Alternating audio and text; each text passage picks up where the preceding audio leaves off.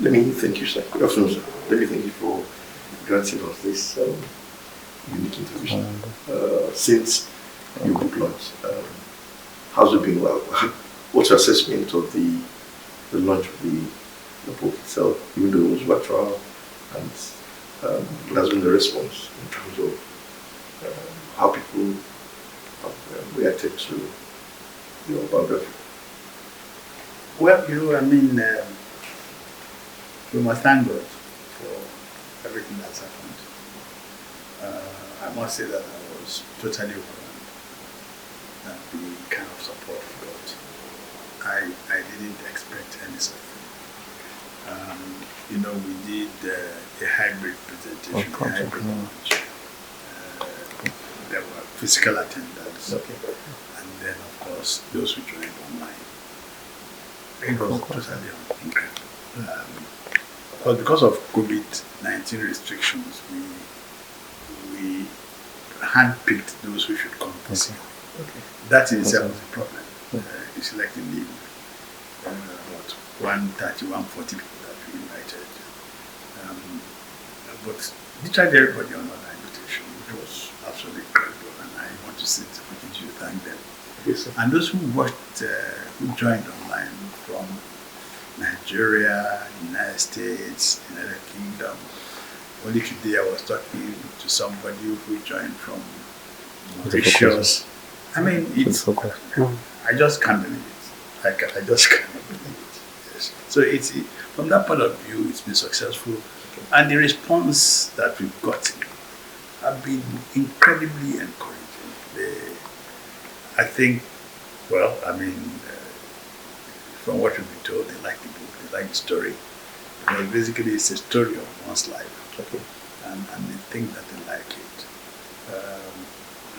And what I had hoped and what came out was the fact that young people will find the book extremely useful, so that they themselves can take their own lives in their hands, as it were, which is what I wanted to leave in the minds of our prospects, our primary prospects, which are young people, which is that all of the fears that they have and the assumptions that they make, they are not real. They are not real. People want government to employ them. Government would never be able to employ people. That's not the job of government, to be honest. Across the world, it's the private sector that would always be the engine of the economy. So when you look at economies like India, a lot of other developing countries where small and medium-scale enterprises would usually form the bedrock of driving the economy. And then you find that as many people as can venture, as we are doing, as I have done, that is the route to go. And of course, there's always the fear of, oh my God, where am I going to get capital?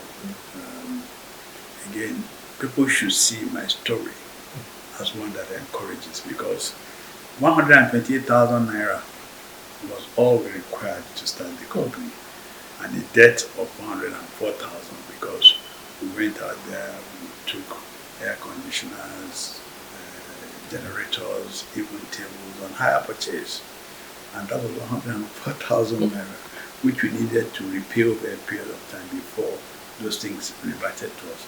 So it's not about being the child of a very wealthy person. That's really, really concerned. My father was a railway official. My mother was a trader, small-time trader. But here we are today. We thank God for His mercies. Sir, at what stage are you today, sir? I know you live to fulfill life and you've been very active all your life, but I'm wondering, are you totally retired or are you in semi-retirement, or how do we define it? I am the chairman of our companies, which means that I am not an active player anymore. I stood down from inside 16 years ago. Since that period, I have never sat down with any client to talk business. 16 years ago. And that was deliberate on my part.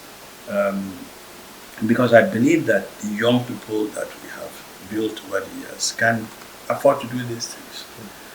In any case, how old was I when I started? When all of these things started? I was 35. And the people that I brought with me were in their 20s. All of them were in their 20s. Some of them were in mid-20s, 24, 25. So young people can do things. I have faith in our people. They are very well educated. They may not be as exposed to the Western world as perhaps a whole lot of people may, but these kids are smart. And you can see what they're doing. From fashion to music to digital to even media, they're competing with you guys in the area of media, So, because the startup capital is much lower today, they don't need a printing press, they don't need to invest in all this kind of infrastructure. So, I have a lot of hope in our young people, and thankfully, we have a massive group of young people, vibrant young people, who represent about close to 60% of the population of this country. So what are you doing with their energy? Let them divert that energy to positive use, and we will not be amazed at the eruption that we're going to have. But we need to guide them. We need to, which is what I do now. Motivate people, guide them, advise them, so that there isn't this sense of hopelessness. There's a feeling of hopelessness on the part of our people. How can we allow that to happen? They feel that government is not creating the infrastructure, the enabling environment for them to thrive, which is very important. They believe that there's too much insecurity. They think that their lives are at risk. We need to reassure them. Government needs to save them. Don't worry. We look after you. We are here because of you. Whilst those who have the kind of experience that people like me have can go on motivating and encouraging these kids. I think that's the role that we should play. That's the role that I enjoy playing now. And it's very fulfilling, I must say. Then, sir, I was going to ask, how did you handle the various transitions that the group had to make? Because I know that the story of Insights becoming the huge conglomerate it is today, it must have taken various transitions and all. And of course, the transition that came with the social media and all of that. How did you manage all of that to still make the business continue? I think first and foremost is that everything that we did on purpose, and we did principally. A lot of people may not understand it. We did it principally to satisfy our clients' needs. When in the kind of business in which I play, the client has to be the epicenter of everything. That's the man who writes the checks for you. You exist insofar as he exists. So the quest to constantly go beyond his expectation drove us to establishing some of the businesses that we did. Let me give you an example.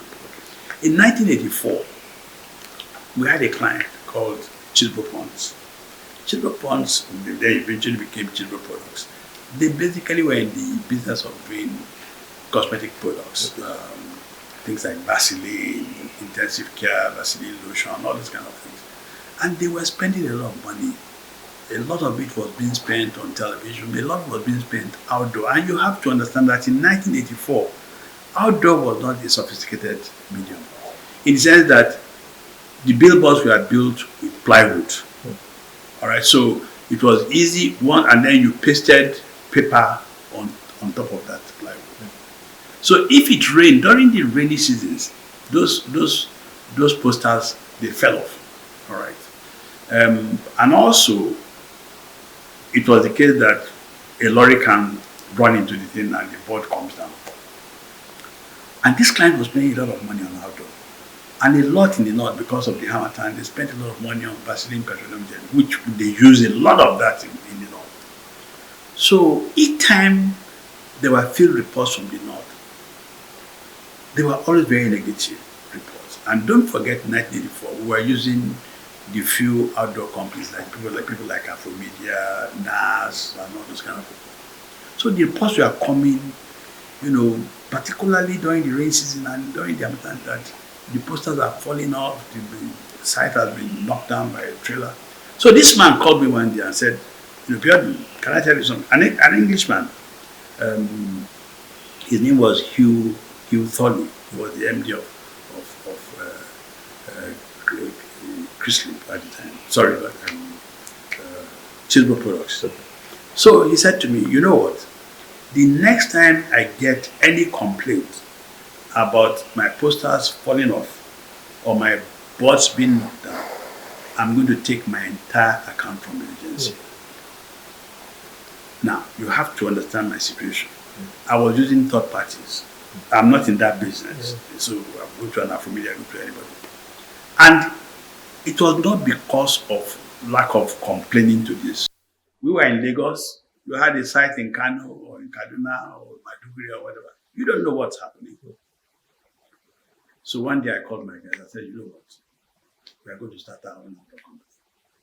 So we'll have our fate in our hands.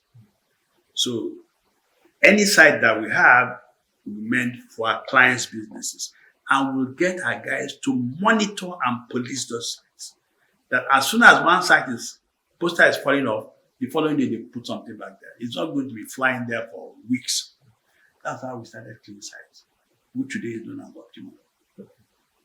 It was the same thing. That was in 1984, 4 years after we started Clean Sites. It was the same thing, and because I was monitoring what was going on globally, that led me to call my guys and say, you know what, in 1990, let us start a PR company. That's how we started a company. The same year, we are beginning to get into areas of conflict, where, for example, if you worked for Nestle, you couldn't work for Cadbury. Okay. So if Cadbury wanted to give you business, they came to you and they said to you, oh, but you handle Nestle, sorry, we can't give you business. And I was also developing my people. All those young guys that I brought, suddenly before you need, they have spent 10 years and they're like, where do we go from here? So they were going to begin to read their glass ceilings certificate. So I said, okay, look, let me start another company. Take some of these boys to go and form the nucleus of that business. So in other words, we are creating multiple streams of income, giving our people opportunities to self-express. We were also satisfying our clients. So that was how, we get every company we started, we took people out of inside to go and run them. So there was happiness around, suddenly somebody who was an account director suddenly becomes a managing director, Some guy who was an account director suddenly becomes an executive director. So there was happiness all around. The clients were happy, we were happy, everybody was happy. So that was what motivated us to doing these things. And by the time I recognized that there was need to begin to create what they now call media independence. I had looked at what was happening globally, and I saw that major agencies were beginning to sprout their own media independence. So when we started MediaCom in 1992 or thereabout, people were laughing at me and saying, is this guy gone mad? What's this? Why is he doing this? A media department of an agency should handle media. But it's not the same thing. Because you have a media department where you have, for example, a media manager, a media director. It's not the same thing as you giving him an entire company to go and run. And you move out the entire team in media department to go and form the nucleus of that new company.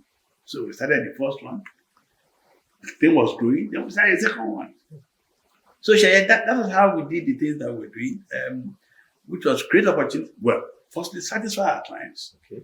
Secondly, create opportunities for our staff. Thirdly, create multiple streams of income and expand, and of course, play along with what we are doing globally. And of course, you would also know that we then became the arrowhead of various institutions that were formed. For example, what they call the Public Relations Consultants of Nigeria. It was through us that came.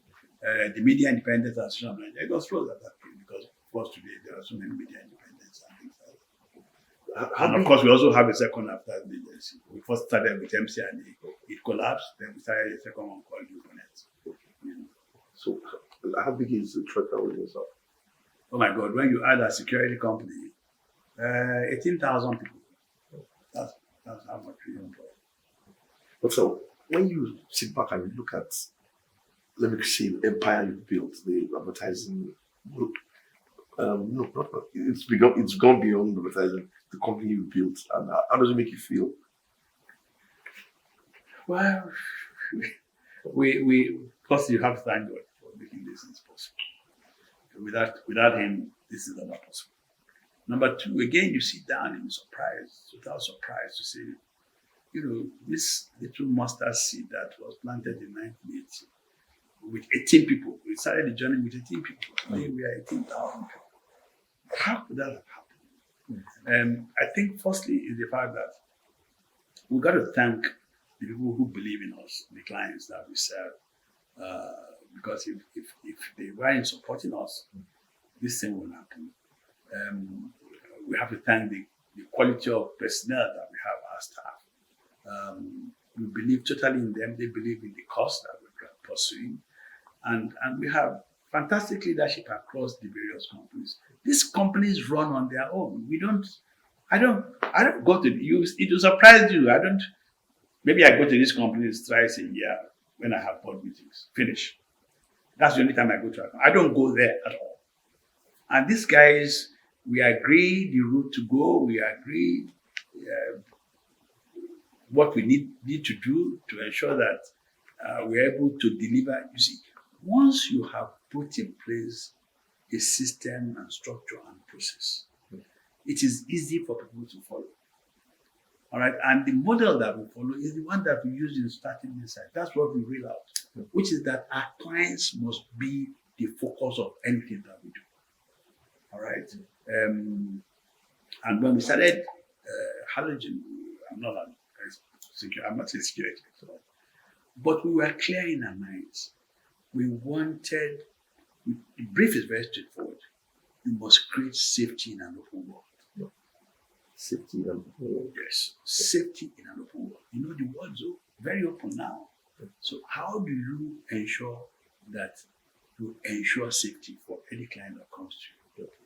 So that client, at the end of the day, has what we call peace of mind.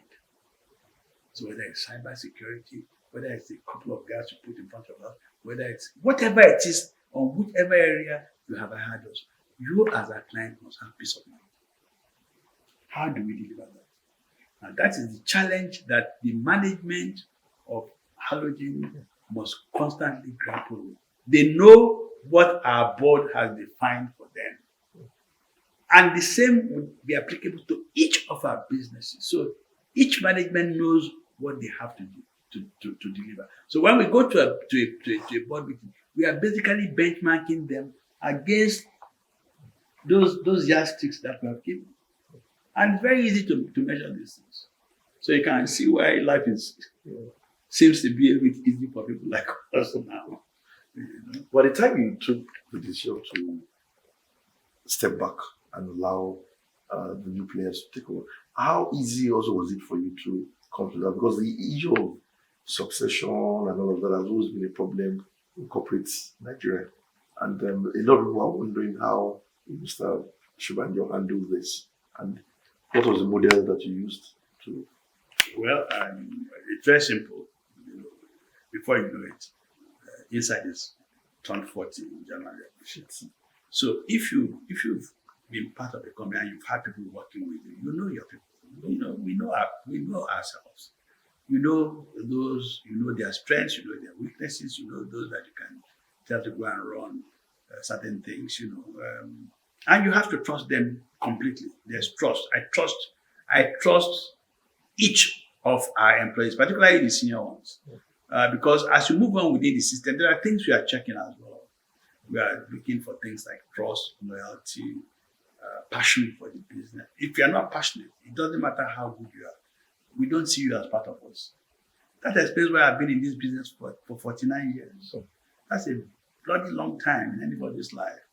I don't do oil and gas. I don't do banking. I'm just there isn't too much money to be made there, but I'm satisfied with the that I make, but because when you talk advertising, my ears just, they flip. I want to hear.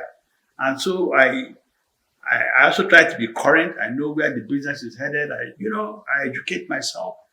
So those are the kind of people that we're looking for. People who are very passionate. When you allow you, who runs Adverting, has never worked in a security company before. But man, he's passionate about the business. You understand? Those are the kind of people that we find. You look at Ken, you look at Jimmy, the people who run our businesses across departments, they are very passionate about work. Look at the crowd issue. You can keep mentioning them. They are there. Whether you are there or not is totally irrelevant. They know what they need to do. They give their commitment. They give their loyalty. They work themselves out. And it happens in all well-run organizations. You just need to find out that there's a DNA that correlates, and then things work very well. And how will you be able to keep abreast of global developments, especially concerning your area of business? Without being immodest, I don't know anybody in this business that has met as many senior people in marketing communication across the world as I have done. I know the such and such. When you mention all the big names, I know them. They know me. So I learn from them, and I used to travel those days, opening my mind and learning, because you see, you can't reinvent the wheel. This is a serious business. It's been going on for over 100 and something years. So you hear and read about the Gilbis and things like that. Who are these guys? I met Bob Jacoby when he ran Ted Bates way back. He was a part owner. I met Carl and Spiegelwald when they ran the new Ted Bates. I met Michael English. I met Richard Humphreys. I know who are the. I met all the top guys in Grey when they were partners. I knew the guys at McCann Erickson, even in my days going back to Grant. I know all the senior guys at Publicis, Maurice Levy, until he stepped down as chairman of the company, and I had become very good friends. I invite some of them to Nigeria. I go to meet them at their home base. Paris, London, New York, wherever anything was happening, I was there. And I attended conferences, group conferences. I attended training sessions. Those questions and questions from what's been happening the past 49 years to where we are today. And everybody enjoyed themselves. I think I thoroughly enjoyed myself. I spent about 2 hours with them. So those are the kind of things that I do now that I find very, very enthralling. Well, so do you miss active advertising parties? No. I've had my fill. What's there to prove again?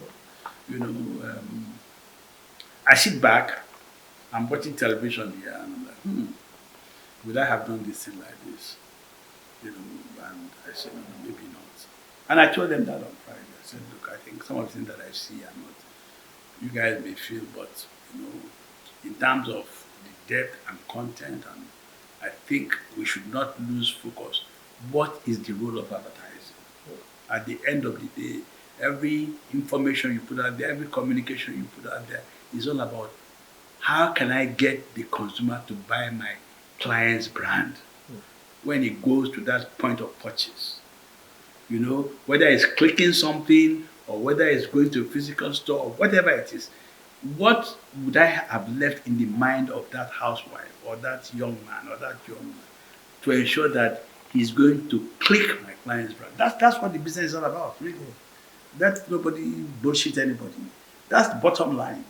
That's the role that advertising plays, and we shouldn't lose focus of that. And in letting people understand that, don't do a rigmarole, just let him understand what the issues are so he can pick your brand, because it's also important to remind people Young people get carried away.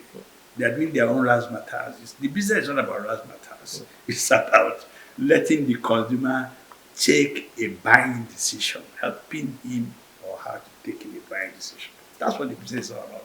Period. Sir, do you feel fulfilled? Extremely so. Extremely so. I am very, very fulfilled. What else is there? Like I said, the economy. What else is there to do? Say, you tell me. I've known you for ages. Is there anything that nothing? Then, sir, I want to also have you speak on the social media and how that has played out or panned out at a time like this. If you are to advise business owners and young people who are coming into business, what would you say should be the strategy to focus on? Well, what we call social media is like when television first came. You know, it was very innovative. Oh my God, everybody used to listen to radio, and suddenly there's this box in which you see pictures and see things. So it was that kind of a thing. So anything that anybody calls social media is media, and I can see government feel a little bit apprehensive about it. Shall we control it? Shall we do this? Shall we do that? It's here to stay. There's nothing anybody can do about it. So what it does is that those who have not necessarily gone through a process of formalized training as what you guys call journalists or professional media people. Anybody is not a media personality. Anybody. And we've seen it. From the Linda Ikeji's to whoever, that they are competing with the advertising agency. You take a brief from a client, and the client says, I want to do this product, we want to move it from point A to point B and all that. And then you go to an agency structure where there's a process. You call your account planning guys, they want to go and fill out the consumer and find out what does he think, what are his preferences, what does he want. So you guys are doing all those checks, and then you take the brief and pass to creative and then begin to rack their heads. And then client service people are also doing whatever. So it takes you 2 weeks to come up with what you call a campaign to go and show a client. The guy that has a phone and something, himself alone, he gets the same brief. Tomorrow he's going to show the client something. Now, there may not be depth in what he's showing that client, but the client can put some information out there in day 3. The advertising agency doesn't come back until 14 days. This guy, himself and his dog and his briefcase and an iPad or whatever, is showing clients and saying, oh, you say you want to sell akara. Look, this is the akara or something. So when you dig deep into what is presented, and I said this with all sense of responsibility, there is no depth. It would only create some buzz for the next 48 to whatever. But the campaign that an advertising agency delivers can keep running for the next 12 months. We ran campaigns that we exposed for 3 years. That you have people who have been trained in the skill of commercial communication, because that's what advertising is all about. They have been trained. They've gone to school. After school, they have been drilled and trained on the practical aspect of commercial communication. Some guy just left school, or even is still in school, and is churning out things. Some of those things, and that also explains even some of the information that is due. Some of them may be, in fact, most of them are inaccurate. A greater majority is inaccurate. The facts that you would check as a journalist to be sure, is this balanced, is this fair, is this true? They are in a hurry to put something out there. That's different. But ask yourself, when you look at people like Facebook and Google, and they are taking a greater chunk of advertising revenue today because people are placing their advertisements on those platforms. You understand what I'm saying? Yes, I mean, last year, Global advertising spend was about 640 billion US dollars. Almost half of that money was spent on digital media. Almost half of it. Not television, not print. That's where the money is going. Because stretch their legs, read their newspapers, take time. Even if they're reading it online, they still spend a lot of time reading it. These kids don't read newspapers in depth. They scan, they flip through. Look at the headlines, and they're gone. Because they have 1 million things to attend. So that's the difference. That like I said, it's like when television came. So social media is with us. I promise you, you never can tell. In another 20 years, maybe something else will come up. You never can tell. You don't know. But these are the facts. So you've always been a man of style, and you've maintained that up till this point. How did you develop that, and how were you also able to cultivate that up to the point at which you are? You know what they say, an apple doesn't fall far from the tree. I'm my father's product. My father, though he died young, and I have very fond memories of him. My father was a very, very clean person, very neat, and should I say fashionable in a sensible sense. So I don't pursue fashion. I just like to be clean. I like to turn out right, and I like clean environments. That was my father. And when you talk to members of my larger family, they will tell you, "Oh, this boy is his father's carbon copy." As I tell people, they were very afraid that I was going to die young like my father because I was too much like him in everything. So the family used to have a lot of worries and fear that we hope this boy doesn't die young like his father. My father died at 49, so I was 15 years old at the time. But I imbibed so much from him in terms of outlook towards life, how you need to rally people around. He was a family person. He extended his goodwill to members of his family. He loved his father. I saw all of that play. And my father, he was a railway official. He read his papers in the evenings when he comes back from work. But if he sits down in his sitting room and he removes his slippers and he puts the sole of his feet on the floor, on the carpet, linoleum. You know what we call carpet? Yes. Linoleum. If there was anything like sand or something, there was trouble at home that day. So it was under that kind of circumstance that I was brought up. And my father couldn't take a piece of cloth from the hanger and put it and wear it. It has to be ironed. It has to be. And if you ask my house help, they will tell you, I can't. You can't just give me a shirt from, and for me to wear is not possible. They have to iron it. And every suit that I wear must be ironed every day. Anytime I want to put on a suit, it must. And who does the ironing? Myself. Till tomorrow. Till tomorrow, I iron my suits myself. I've always wondered why you remained Mr. Shobanjo, not Chief, not Otumba, not any of those big titles. I'm not a doctor now. I know that must have also been prejudice. No, truth is, by not being a chief, what does it remove from? That's the question. I think it's not because I've not been offered, by the way, but I've always said that people should please just wait. I want to get a little bit much older and maybe achieve more. When I achieve more and grow much older, then we can begin to talk about it. But quite frankly, it's not one of my to-do lists. It's at all. It's not there at all. And as I said, I don't use. I respect those who have been so honored. But it's not in my wish list at all. So I think there are people that I admire in society. Thankfully, some of them have been my bosses. I like their simple style. Dr. Kolade is one. So person who was my boss when I was broadcasting.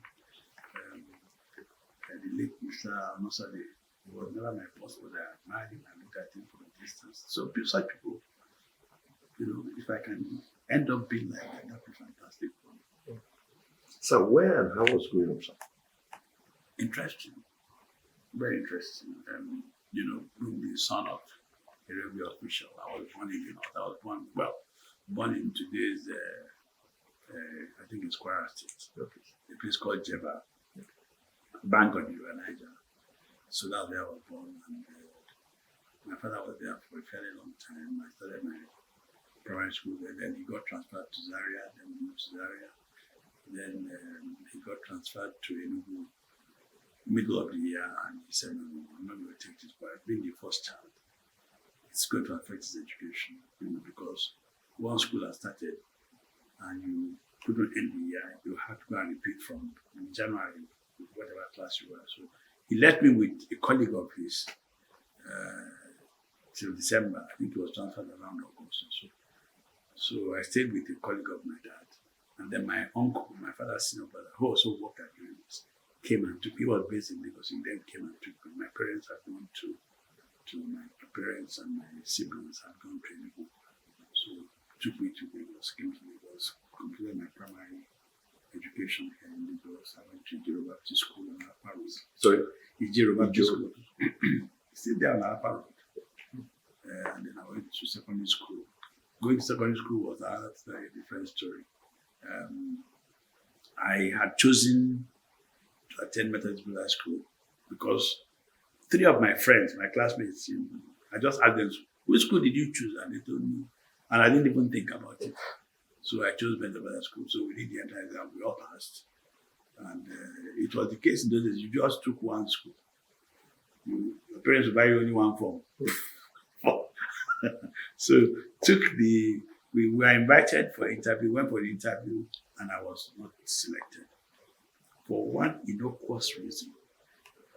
They asked me, what's your religion? I said, Christian. They said, what denomination? I said, Anglican.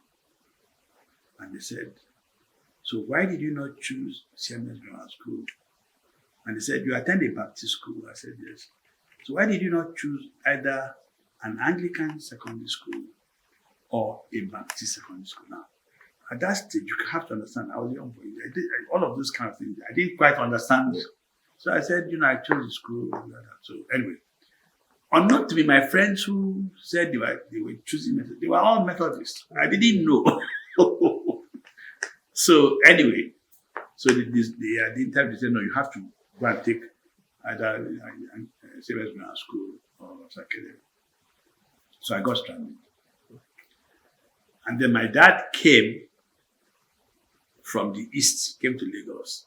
I think it was on leave, and said, so then asked his senior brother, so this child's school, how far? So my uncle then said, this is what was happening. So no school the following year.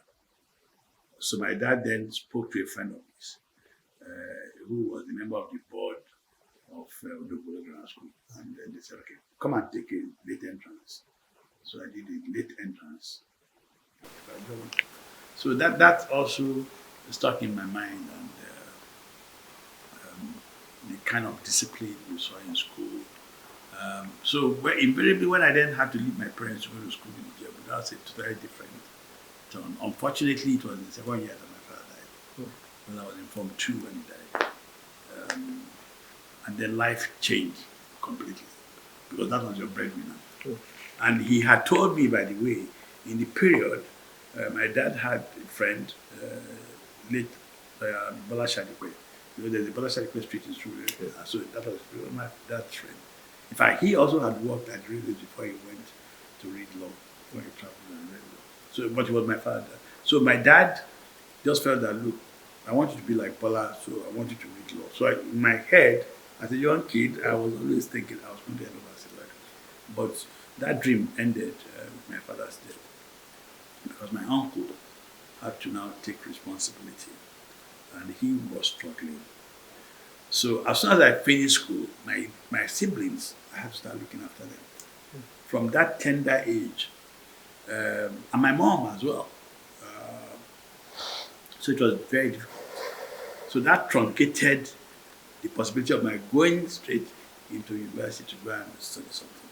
I just had to start working with my school certificate. And when I saw that, I had those burdens and then started studying privately as a private student. And I chose public relations as a profession. So in 1971, I wrote my professional PR exam, and through correspondence. My house was the library. There was a library in Lebanon then. That was my house. You know, before I went to and luckily we shifted. My job required shifting morning, afternoon. We didn't do night. Morning, afternoon. Actually, we did what was called night, but it was more of evening because you now had to work and close the station at 11. You know. So whichever, if I was on evening duty, as soon as I had breakfast, I headed straight to the library. From the library, I went to work. If I was on morning duty, you closed at 11. From 11, I went straight to the library. So really, the only time I didn't go to the library was if I was on afternoon duty, because that was not possible. Anyway, when I wrote my exams in 1971, my professional exams, I had the third best result in the Commonwealth, for which I had an award of 20 guineas, which was like 21 pounds. And it was a big ceremony at the Federal Palace Hotel for that award. I mean, I think the guy who came first was British, the guy who came second was Indian, he was based in India or whatever, and I came third, you know. So it was a big thing, and it was that I used to start my career in advertising. It was that certificate that I used. It was later on that I then went to the College of Institute of Marketing in making cook and made in head in the United Kingdom, much later during my course. And how do you get into that, the broadcaster? Okay. Interesting thing was that when we all left secondary school, like my classmates and I, there was somebody who worked at the Ministry of Finance in those days. I mean, we're talking about 16 now. He was from Odogboru, and he tended to recruit a lot of us into the customs. So, because we didn't even know anything, we just left school and we wanted to work. And then, so I found myself in customs, but I didn't like it at all. So I worked there for 6 months. I didn't enjoy it. I mean, I don't want to go into details, but I saw quite a couple of things that I didn't like. As a young boy, I think I must have been about 18, 19 at the time. I was 19. So I left. So I went to Lawyer Shadi, he was my father's friend. And he was also, he was in the NCNC. And you know, that time, Todd Benson was the Minister of Information. So he then went and spoke to Todd Benson and said, look, this is my son. He wants a job. He says he wants to work in broadcasting. So it was Todd Benson who gave me a note to the Director General of the NBC. And then they said, okay, all right. So they then, they were about recruiting at the time. And they hired 3 of us, 2 ladies and myself. There was Buki Yashikun, who is now Mrs. Ajomo. Then there was Teresa Oje, who became Teresa Colcrick, and myself. That's how we started our career. We were hired as studio managers. And then we went through, I think Teresa and I left. Buki left very early. I think she initially went to Russia or something. But anyway, we stayed back. I spent 7 years in broadcasting. I had done all the training program that they had for studio managers. I was young, but I had become a very top studio manager. I was head of shift. And they were planning to actually transfer me to Port Harcourt at the time to go and head the operations unit in Port Harcourt. But it just so happened that it was at the same time that I was looking to leave, because I had my field in broadcasting as well. And I've seen a lot of people move from broadcasting to advertising. Okay. You know, people like Odu Falomo, Kanye Adioshun, many people, Marco Viagili, Ted Mokoro, all those kind of people, they had moved and life was much better. You saw them, they would still come to broadcasting house, but they had gone into advertising. So that was, for me, it was the catalyst, as it were. So I started looking out. I wanted to work, played banjo shoulder room Bansholaru had become like a big brother. Shegun Ogungumi is also late now. These are fantastic guys. You know, these are men around town. They were smart, they were intelligent, they were doing very well in advertising. And I wanted to follow suit. You know, Lintas was my first choice, but they were just food dragging until I had an opportunity to look towards grants. And then they invited, I remember 23 of us went to write the exam. They had one opening, 23 of us wrote the test, and then they shortlisted 3 of us, or 5 of us, we did the interview, and I got the job. That's how I started my career in 1971. Then, sir, I was just going to ask, how, philosophically, how do you take the year 2020 with all the challenges that came with it? I think I have never seen a year that's so bad as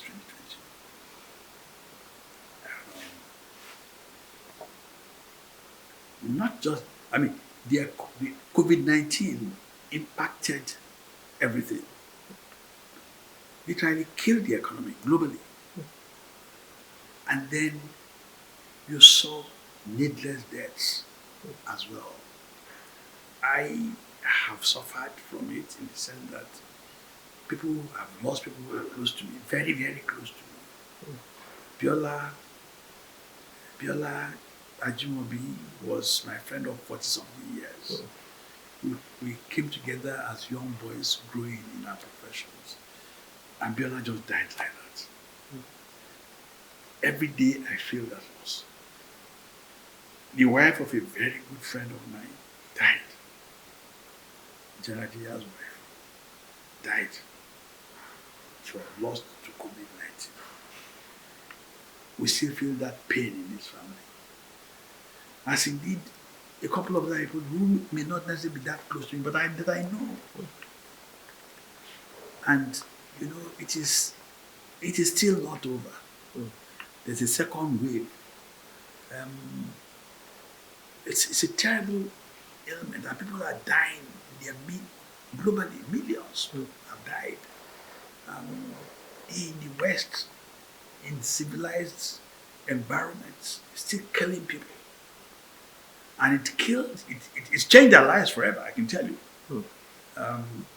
Because what did people now have to do? People needed to start working from home. So you'll find out that offices, as we used to know, Time came. Why did you? Why now? Why not before? Why not after? well, you know, good question. It took 20-something years to write that book. If you want to tell, let's be honest about it, if you want to tell the story of your life, I don't believe that anybody would have any significant story to tell before he or she is 60 years old. There won't be too much stories. There won't be too much things. It's not just that you want to say something. It must be something that people can learn from and can say, okay, maybe I want to learn. So almost invariably, you find that people who write their autobiographies tend to do so when they're in their late 60s, 70s, and things like that. So as I was saying, this took 20-something years to write. For 10 years, I told the guy who wrote the book, I said, Dotun, look, just leave me alone. And just leave me. Because it tallied with the period in which we were expanding our businesses. And my focus was on expanding those businesses, making sure that they were properly situated so that they don't collapse. And of course, we lost some of those businesses died. So for those 10 years, I just said, please don't come. And he was patient enough, you know. And at the point in time, he now, in fact, had to work with us, which enabled him to even understand me better. And I think that's why he's able to tell that story like most other people may not have been able to tell, because he was part of us. He worked with us. His office was in the same building with mine, so he saw me every day. He attended meetings with me, where their own company was going to have a review meeting, and he saw how I operated. So he could learn firsthand how this man does his things, as opposed to what somebody made. It wasn't conjecturing anything. He saw things firsthand. So we would in fact have launched this book in March. It was planned to be launched in March, and then COVID came. So we had to keep it. And then the year was running to an end. I'm like, look, with the way things are going, if we don't launch this book next year, other things will develop that we would have needed to put in the book again. So what's that? How long are we going to? Let's release this book. Let it come this year, even if we're going to do it virtually. So that's what happened. And then once we agreed that, we started making plans for it. But everything that we did for this book, we really almost didn't. We never met. We never sat down as a group to plan it. We were doing everything virtually. Every meeting we held was on Zoom. People were in different locations and we were planning the launch, writing the planning the communication, writing the communication, reviewing the communication. It was very interesting. It was a new way of doing things for us as well.